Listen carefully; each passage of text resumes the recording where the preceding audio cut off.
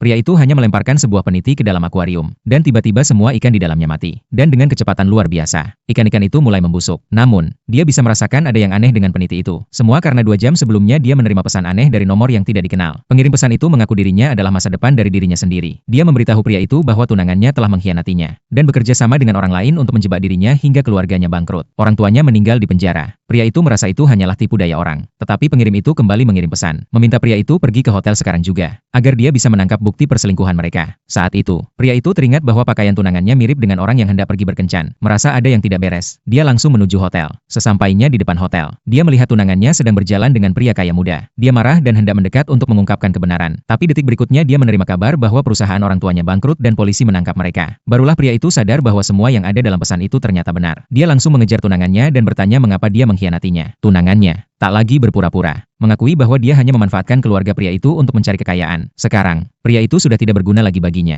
Dia memanggil security untuk memukulinya. Beruntung, saat itu Anna datang dan menyelamatkannya. Pria itu tahu bahwa Anna adalah gadis yang telah dijodohkan dengannya sejak kecil. Jadi dia langsung mengirim pesan kepada dirinya yang dari masa depan, untuk mencari informasi tentang Anna. Tak disangka, dia mengetahui bahwa Anna akan meninggal karena terjatuh dari lampu gantung sore itu. Merasa hanya memiliki 2 menit lagi sebelum lampu itu jatuh. Dia berteriak keras untuk mencoba menghentikan Anna. Namun, Anna malah mengejeknya dan mengatakan bahwa cara dia berbicara sangat tidak menarik. Tanpa berpikir panjang, pria itu langsung menarik Anna ke dalam pelukannya. Detik berikutnya, lampu gantung itu tepat jatuh di tempat yang baru saja dilalui Anna. Anna terkejut dan bertanya bagaimana pria itu tahu bahwa lampu itu akan jatuh. Pria itu menjawab bahwa dia memiliki kemampuan untuk melihat masa depan. Namun, Anna hanya menganggapnya sebagai lelucon. Pria itu malas menjelaskan. Dia tahu bahwa Anna datang untuk menghadiri acara lelang barang antik. Untuk membuktikan kemampuannya, dia meminta Anna untuk membawanya ke acara lelang. Anna setuju, dan mereka pun pergi ke tempat acara lelang. Setiba di sana, seorang pria tua langsung mencoba menjual peniti kepada Anna. Anna melihat peniti itu dan menyadari bahwa itu memiliki nilai tertentu, lalu menawarnya seharga $80.000. Tiba-tiba, pria itu menerima pesan lagi dari dirinya yang dari masa depan, mengingatkan untuk tidak membiarkan Anna membeli peniti itu. Saat Anna hendak membayar, pria itu langsung menghentikannya. Anna mengira dia meragukan kemampuan menilai barang antiknya, tetapi pria itu menjelaskan bahwa dia sedang berusaha menyelamatkan nyawa Anna. Pria itu tahu bahwa Anna pasti tidak akan mempercayainya. Jadi dia mengambil peniti itu dan melemparkannya ke dalam akuarium. Setelah menggigit jarinya dan meneteskan darah ke peniti itu, dia melemparkan peniti ke dalam akuarium. Begitu peniti itu jatuh ke dalam air, asap hitam muncul dari dalam akuarium, dan beberapa detik kemudian, semua ikan mati dan membusuk dengan cepat. Pria itu kemudian menjelaskan bahwa peniti itu telah diracuni, dan pemakaian jangka panjang bisa merusak tubuh, bahkan membunuh. Saat orang-orang terkejut dengan wawasan pria itu, pria muda kaya itu datang bersama tunangannya, dan ketika melihat pria itu, dia langsung mengejeknya, menganggap pria miskin itu tidak pantas berada di sana dan tidak memiliki kemampuan menilai barang antik. Saat itu, pria itu menerima pesan lain dari dirinya yang masa depan, memberitahunya bahwa dia bisa bertanding dengan pria muda kaya itu. Setelah membaca pesan itu, pria itu langsung menantang pria muda kaya itu, dan taruhan tersebut adalah bahwa pria muda itu harus membayar semua hutang orang tuanya. Jika dia kalah, maka nyawanya akan jadi milik pria muda itu. Lelang pun